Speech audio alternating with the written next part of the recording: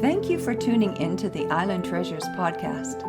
We value the insights shared by our guests and host, but it's important to note that their personal experiences are intended to inform and encourage, and not to replace professional, legal, or medical advice. With that, we are ready for today's exciting episode. Welcome to Island Treasures, a place for caregivers to hear encouragement from other caregivers, who by sharing their experiences offer helpful information and resources for your caregiving journey. I am your host and caregiver consultant, Alison Van Schie from beautiful Vancouver Island in British Columbia, Canada. And before we dive into today's episode, I want to let you know that Island Treasures is set up to receive fan mail. So you can text the podcast directly through the link at the bottom of the show notes. My guest today was caregiving for her mother who was diagnosed with Lewy Body Dementia after being misdiagnosed with Alzheimer's disease and having several hospitalizations. She'd also been prescribed 7 different medications, each with varying effects.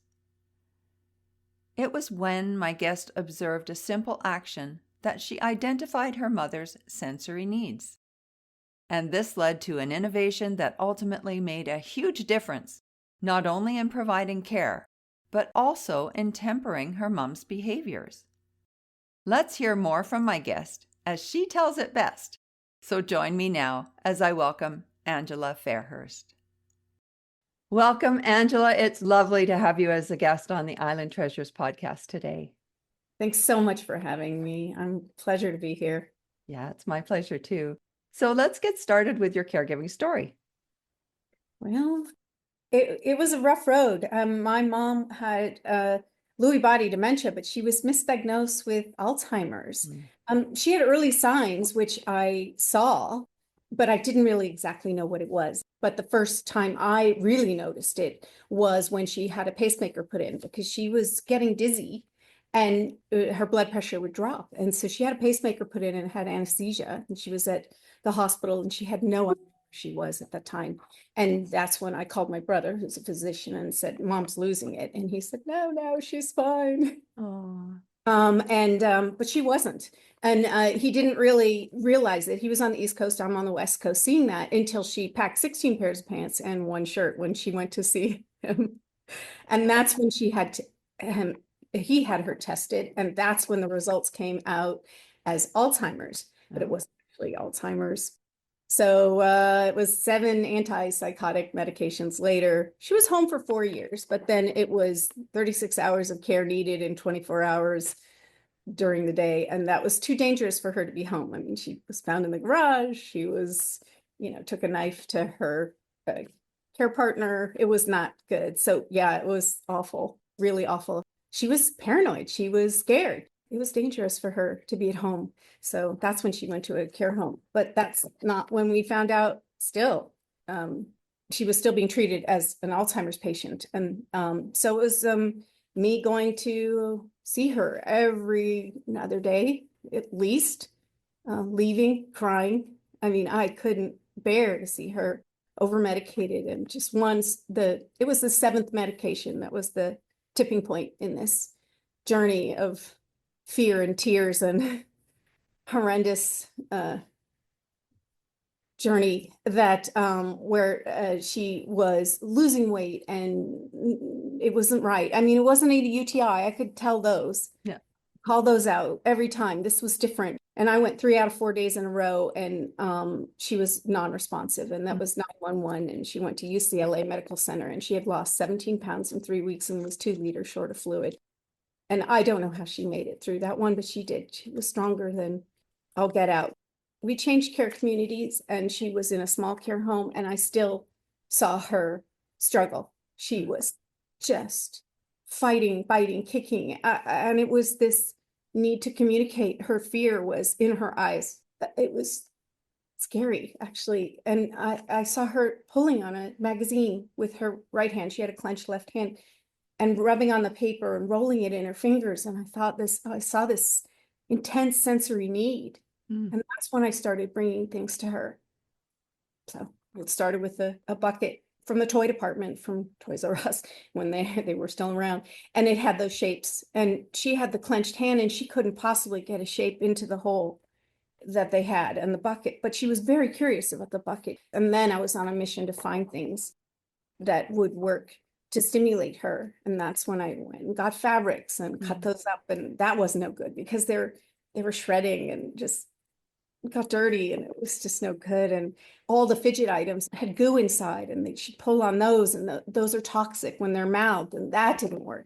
And so my aha moment came when I had cut a silicone pot holder down to size and she had, when folded like a taco and crunched, this sound stimulated her and she tapped on it like, and we could throw it back and forth. But when it was just magical, when we threw it back and forth, she's laughing, she was engaged, she was having fun. And that was it. I was on a mission to find things that were non-toxic, Right. that stimulate her like that. And all the behaviors went away. None of that kicking, biting, any of that happened anymore. It was just the end of me crying. It was just the beginning of us being able to connect and the caregivers being able to work with her. And she would stay busy for 3 hours on end. And it lasted all the way to the very late stage where she still stayed engaged in some way or another.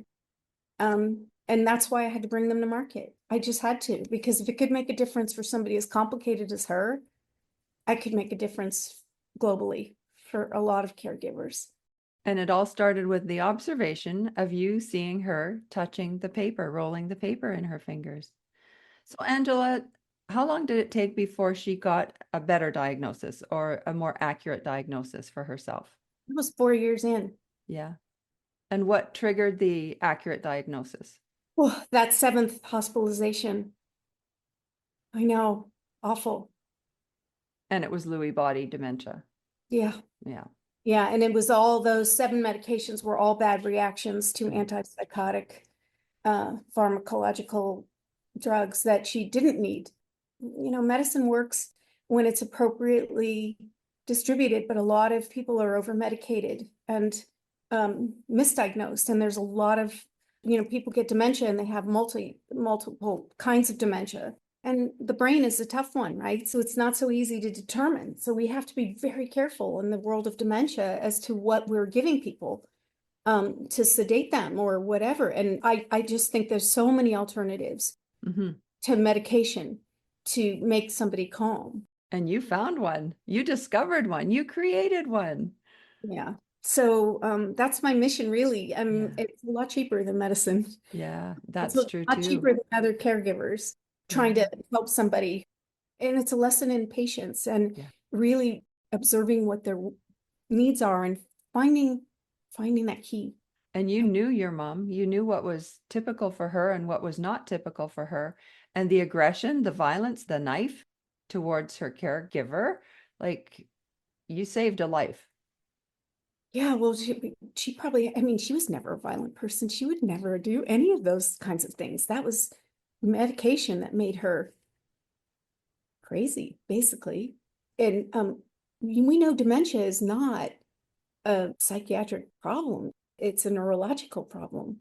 And when you create a psychiatric problem with this antipsychotic, it's the wrong chemistry. Yeah, it's making it worse, definitely. Yeah. So your mom was not violent in any way, and this was a complete change for her with the wrong medications.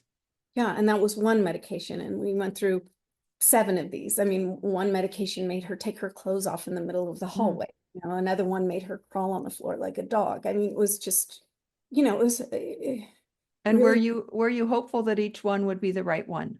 well, I think my brother, as a physician, he was you know, he's a research doctor and he would deal with the doctor and he would think that one would be different than the next. And they call it trained incapacity. And I learned this from one of the people that I've been talking to since I entered the healthcare, right? Since the beginning of the year, which I'm new to the community. Once I launched Geri-Gadgets, which is only the beginning of 2024.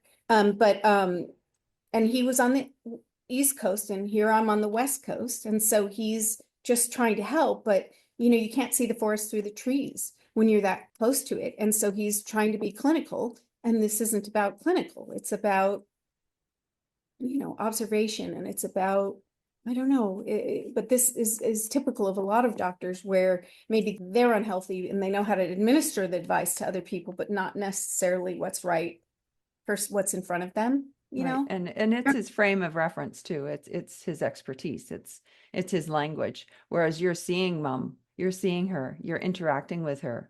It's not working. Yeah. And, you're there on the day to day. Yeah.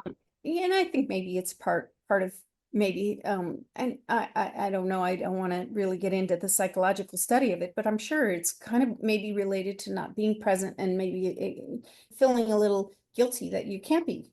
A lot of caregiving is, we do feel a lot of guilt if we can't help, feeling helpless, and maybe that's our way of feeling, trying to help.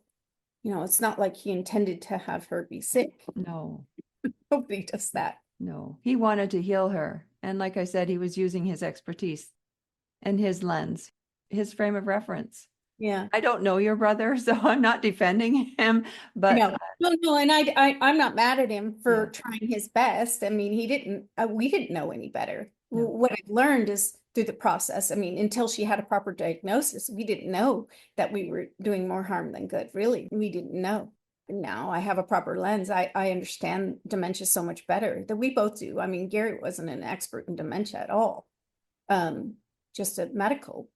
How many caregivers is that the norm for? You just jump right into caregiving and you don't have the background. You don't have the information about dementia. You don't. How can you? Which is why these podcasts are so informative and so helpful. And so are Geri-Gadgets. Thank you.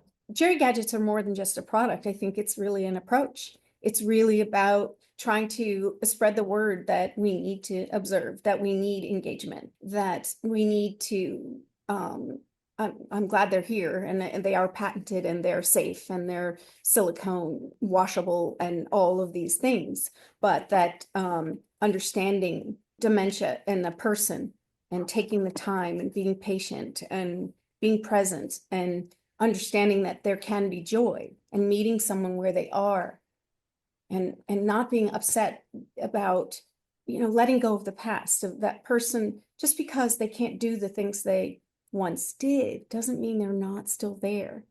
And we don't know what they know in that brain.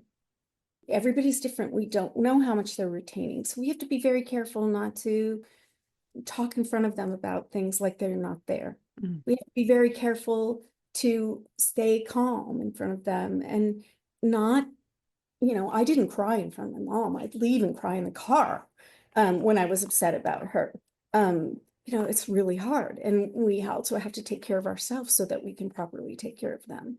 Our self-care is really important. And Geri-Gadgets do that as well, because there's a respite to them. You know that if you put a Geri-Gadget bucket in front of someone that with dementia, that they're going to be safe, that they can mouth it, that they can stay busy, that they're not going to get up, because they're bored with it, and fall in front of it. They can shower with it. It's washable. If they're, attached to an object, you don't have to take it away to get them in the shower. They can hold on to that and it's safe.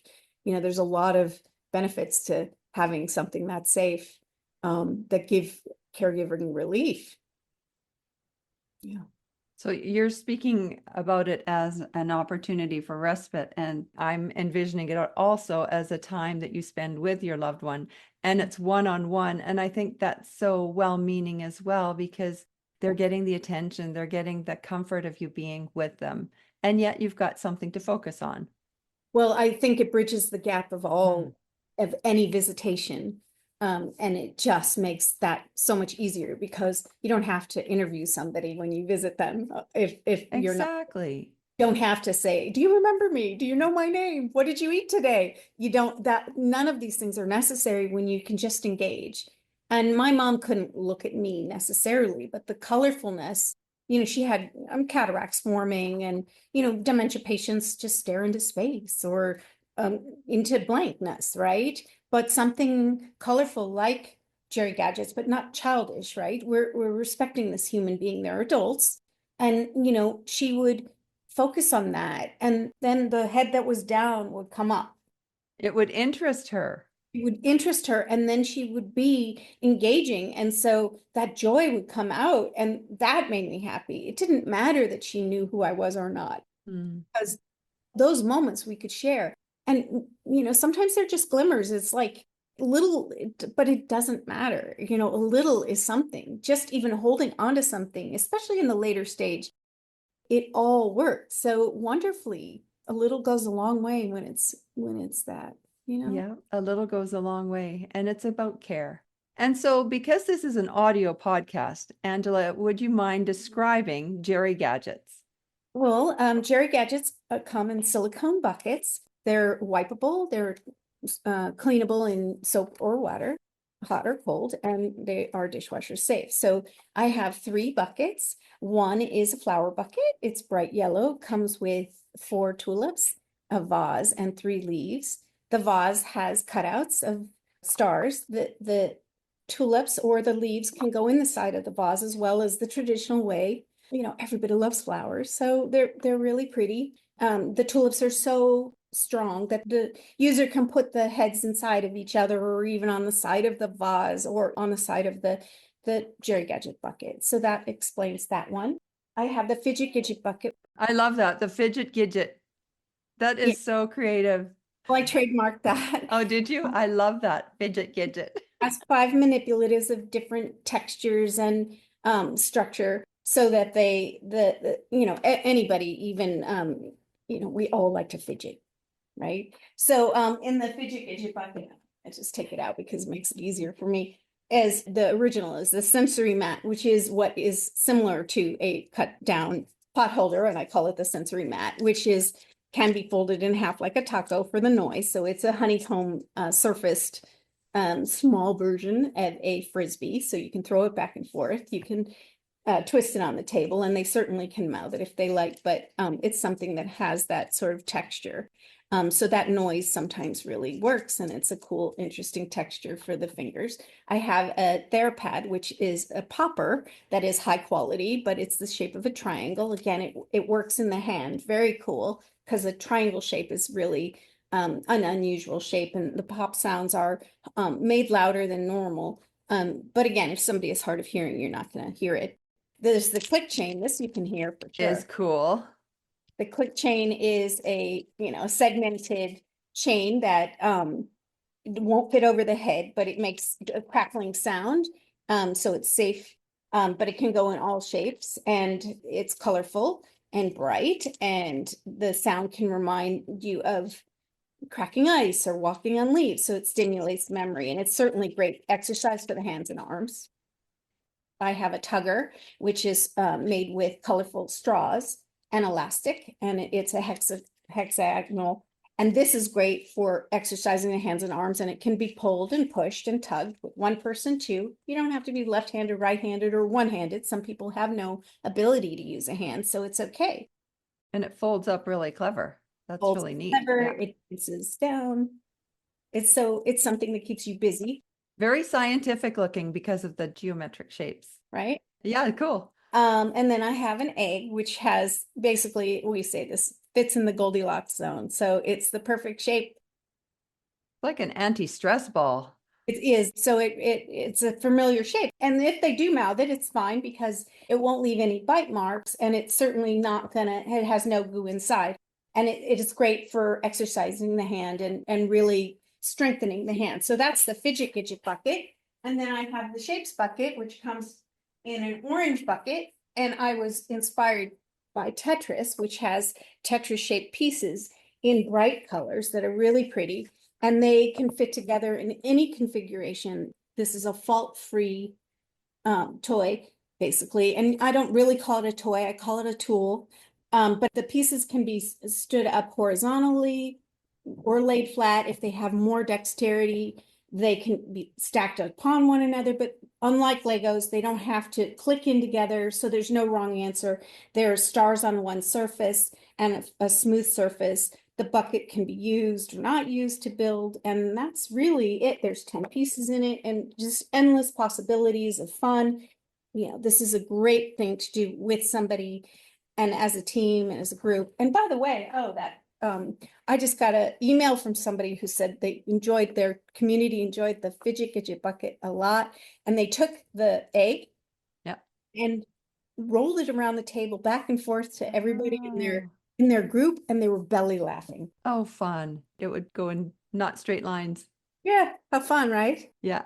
And with your Tetris inspired shapes, if they fall on the floor, like a Lego would hurt to step on, but they wouldn't hurt to step on. Nothing hurts, and then Yay. everything can be washed. Yeah.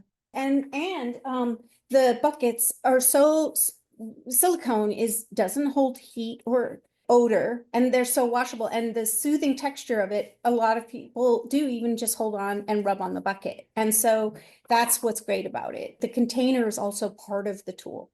It's not just a container. So those are them, and that's why they're patented, and there's a lot of more ideas in the pipeline for the future.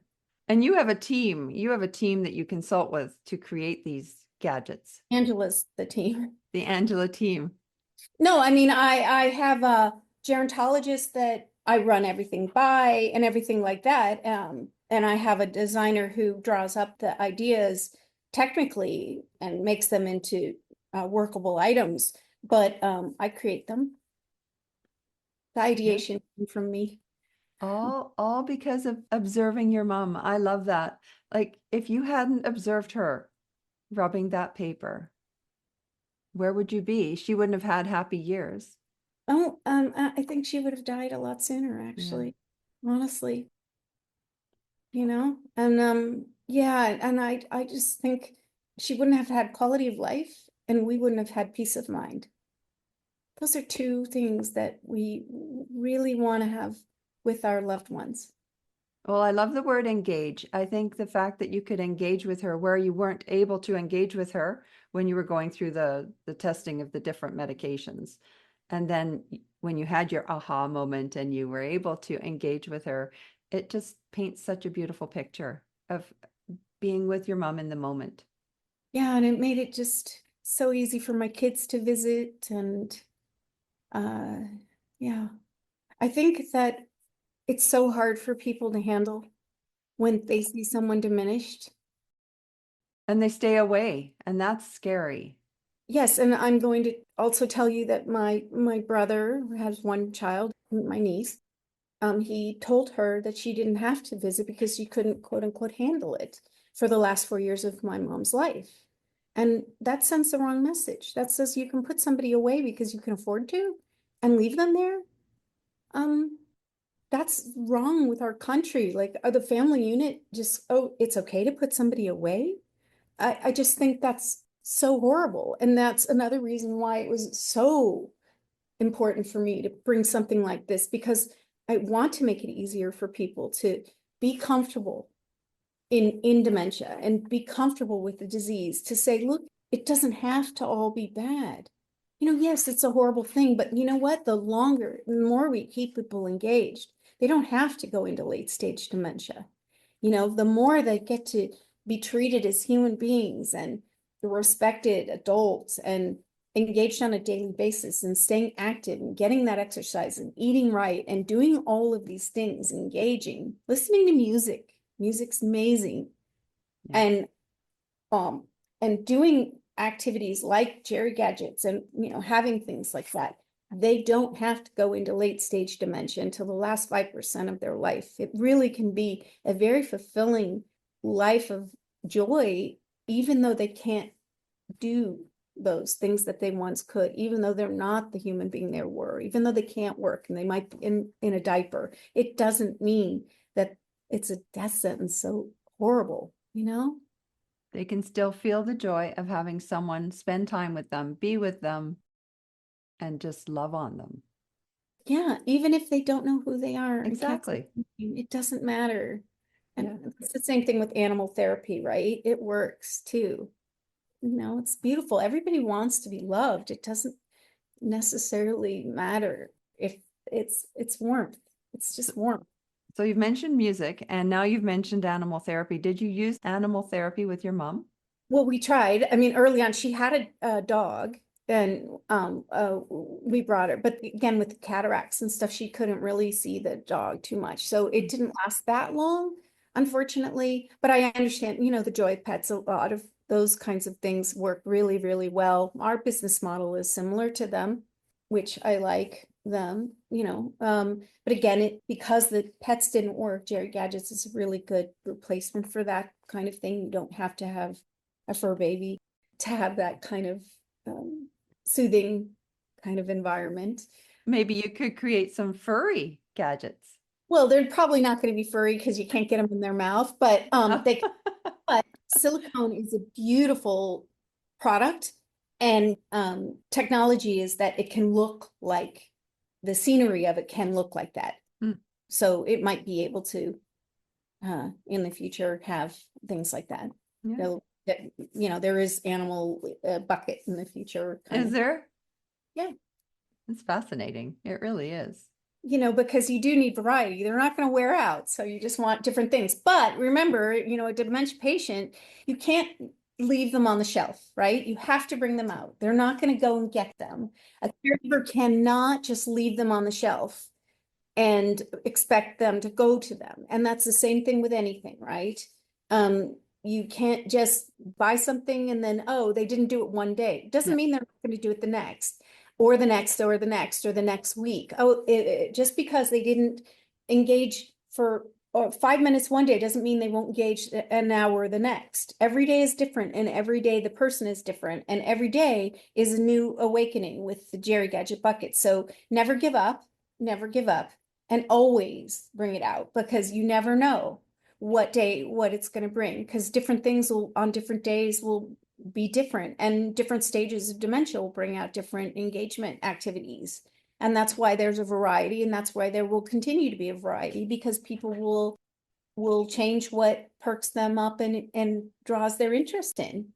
And they should be involved in the discovery process. Now, if they're not capable of taking the lid off, you take the lid off for them. But it's about giving them the time to discover and not hurrying them through the process, because you'll find that the engagement really will happen. And then you can slowly, take out.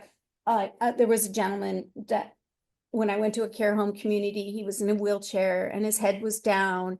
And basically, you're being told, oh, this one doesn't even talk. And I handed him the tugger. I touched his hands and I put it in his hands, and I said, see, put it in his fingers, and I'm holding his hands with my hands. Look, you can pull on this. Look how colorful it is. So nice and colorful. And you can stretch it, and you can push on it, and you can pull on it. And I showed him what it did. And he takes hold of it, and he takes a couple minutes, and he just holds it there he doesn't let it go, but he's not pulling on it at the minute. And a minute later, 2 minutes later, he starts pulling on it. And then he sees that pulling on it more and more and more and more, right? So he starts to get really engaged. The executive director is like, wow, he's exercising his hands and arms. This is something he doesn't do, right? A few minutes after that, his head comes up, right? He stopped looking at it, and he starts looking at the group playing with other Geri-Gadgets, and he starts talking. Whoa. I know. Amazing. And my heart's going like, oh my God, I'm doing the right thing. Look, I can engage anyone. All of that group engaged. And there was one person who walked around the room and was very active, but not engaging with us. And caregivers said, don't mind her, just let her be. And this was an aggressive person. And I think 2 pieces dropped on the floor, and she was in and out of that room where everybody else was busy. One person had shapes in their mouth, and another person had just had a flower in their mouth, and it didn't matter, right? It doesn't matter. We've wiped off everything in between, and I'm going to dishwasher everything later. But everybody's having different pieces of engagement. And when you have all of the buckets together, people created a village. It's pretty exciting. But this woman sees the 2 pieces on the floor, and she now comes in and picks them up and is helping and puts them down. Yes, even she was engaged in her way. Yeah. To me, when you see that happen in the community setting like that, it also works really great. You're not rushing them though. You're giving them time and you're working at their own pace. Like even with that gentleman, you're waiting, you're watching him explore and you're watching him learn or experience it. And you didn't see him for a minute and go, oh, he's not engaged. I'm just going to take this off him. You let him. You just let him. You let him be. They blossom. And then it's funny too, because, another woman had the flower bucket on her lap, right? And with Parkinson's, oh, she's not going to touch anything or she's not going to move or something. And, when people are negative like that, I especially want to challenge that because that's so not the case. And even they're shaking, they're picking up that flower and it gets there. And it might take a while to get into that bucket. You don't want to help them. They'll get there. They will get there. If they ask for help, you can help, but they get there. And it doesn't matter if it goes upside down. Like I said, it doesn't matter if it goes partially. It doesn't, because that sense of accomplishment is something so exuberant for them. It's great, right? Well, I love that they combine the three buckets as well. That's clever. Like, because they're totally a different focus. Completely. And then Yeah. they can stack them any which way, and they can, create a community out of the bucket. So that happened, and that was fun, So take me back. You said they launched in 2023 or 2024? Well, they landed in the United States technically in the end of 2023. Yeah, so you could purchase them in December of 2023, but I didn't officially launch them until January of 2024. So I did an announcement, a press release and kind of thing like that. I have, because I'm self-invested, a very limited marketing budget. It takes me doing things like this to try and get word out right now. And people are starting to learn about Geri-Gadgets, and it's getting there. But it takes time for that. But I'm doing the best I can. Oh, I think you're doing very well because I see Geri-Gadgets in a lot of social media now. So you're doing something right. You're doing Good. something right. I'm So doing, yeah, it's starting to catch on. And, it takes getting out there and seeing it and actually touching it, because you see it in 2D and you don't really know. Even if you see it in a video, you still don't really know. And when you touch it and you feel it and you engage with it, then this is amazing. It's super high quality. It's super high value for the high quality that it is. Buy it once and you want it forever, knowing that it's never going to wear out. that's a great summary. And I hope folks will take the opportunity to check it out for themselves. Now, I'd like to take you back to our first conversation. When we spoke before, you Mm, talked about the Grief Recovery Handbook. yeah. Would you care to share how you've used that in your own personal journey? When my mom was misdiagnosed with Alzheimer's at the time, my dad was dying of lung cancer. It was a year I want to give back. Mm. And so I found the Grief Recovery Handbook as an amazing tool. And I don't even know the authors. I have no anything for it, but it was something that I did for my mom, my dad. Uh, my brother was actually having a very hard time. My younger brother, not the older one, mentally. So it was something that they give you very simple exercises to be able to handle your grief and put it aside. And so I was able to write about my mom and put aside the mother that I once knew. And it was the ultimate in acceptance of putting the mom I once knew aside and accepting her for who she was going to be on the day she was. So it was living in the now and just being able to handle that grief and putting it in the right perspective and loving her for who she was on the day and living in the now with her. And that's how I handled it. It was really, really helpful. And that's what we have to do. We can't wish them back. They don't come back. And that's medicine is made to make people better. And you can't make people better with dementia right now. We don't have that technology right now. The Grief Recovery Handbook applies to so many different types of grief. And you're right, you write the letter. And like you say, then you're kind of closing that and moving forward to the now. But did someone introduce you to it? I honestly, I also was getting a divorce. I can't even remember. I was married 20 years. I can't remember exactly who introduced me to it at the time. I don't even remember. So you were grieving your relationship as well. I wrote about that as well. Yeah. You can write about, grief comes in all forms, like you said, a career, change of a career, a friendship that's ended, and I used it for all of those things. Because sometimes you just have to move on. And it's a great tool. I just gave one as a birthday present to a friend of mine who lost his wife.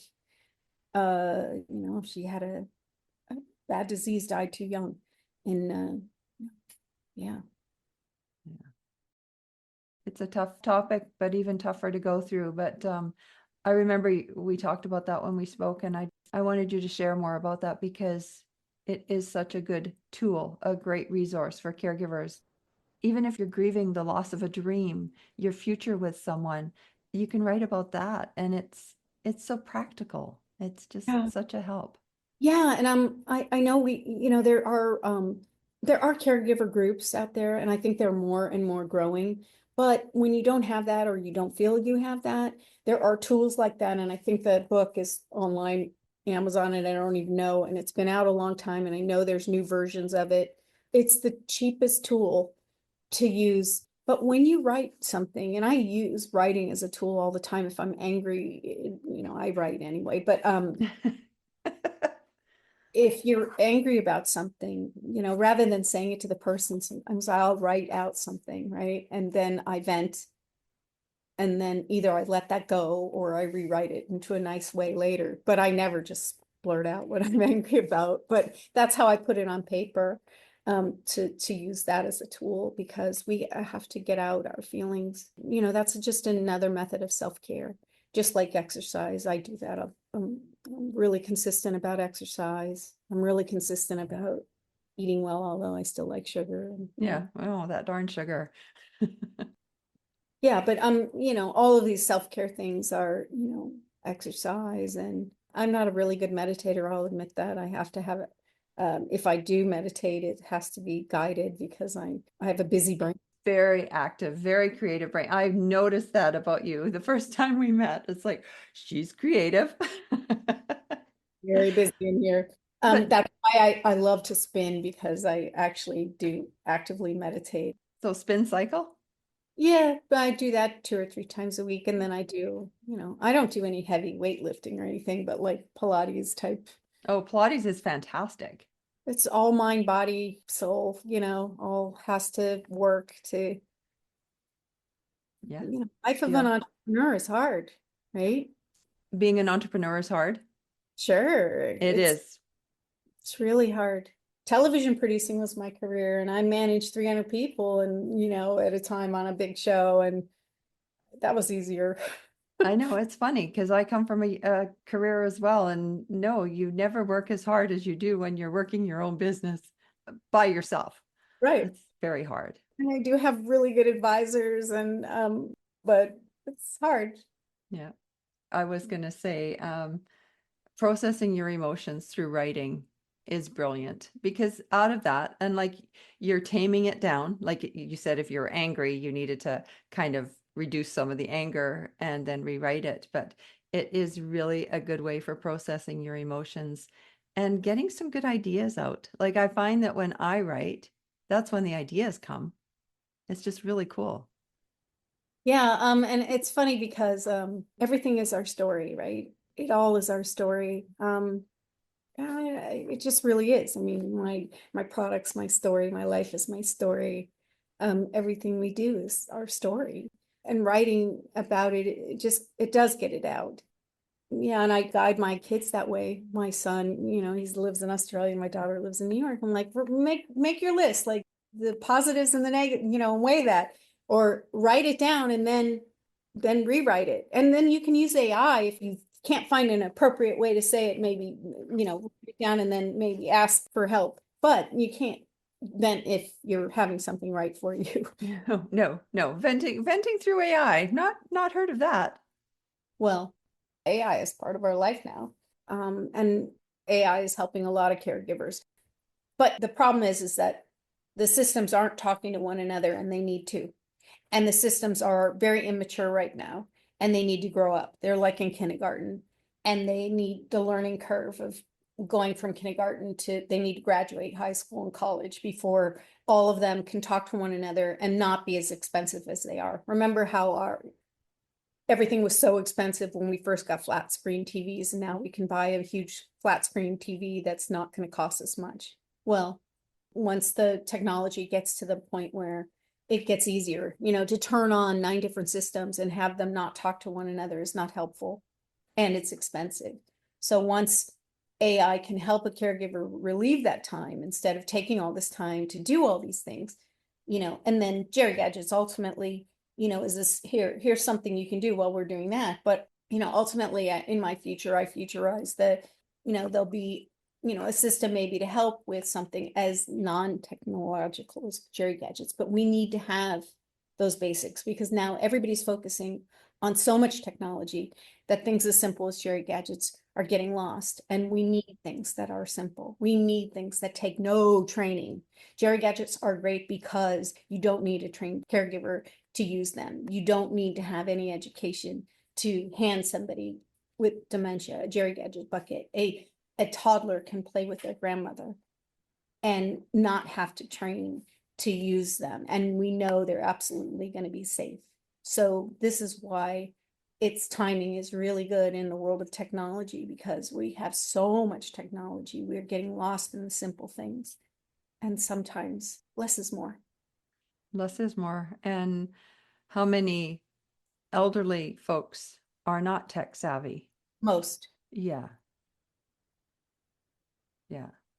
I mean, I think that the baby boomers, we're doing okay. But beyond that, we're fine. But like my stepmother, I don't have, my mom and dad are gone. My dad was married to Ludmilla is her name, and she's 83 or 4.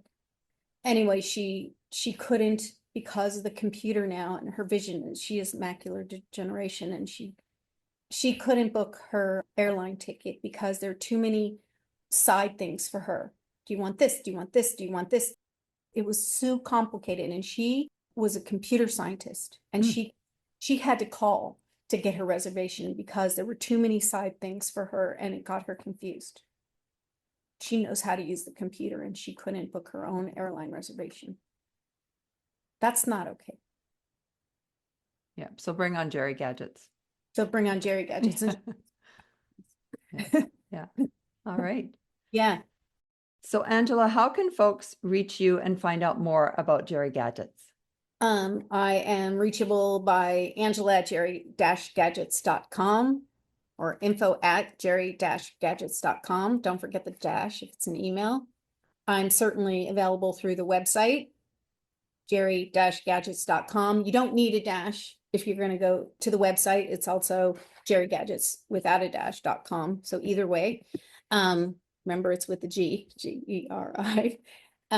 So the website too. We have Instagram. You can DM me there. We have Facebook. We have LinkedIn. So I'm very accessible. Awesome.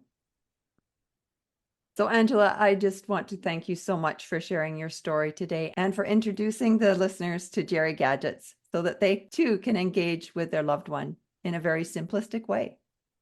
My pleasure. I'm so happy to be here. Angela navigated challenges of caregiving as well as periods of grief. In caregiving, she discovered an engaging approach to dementia care.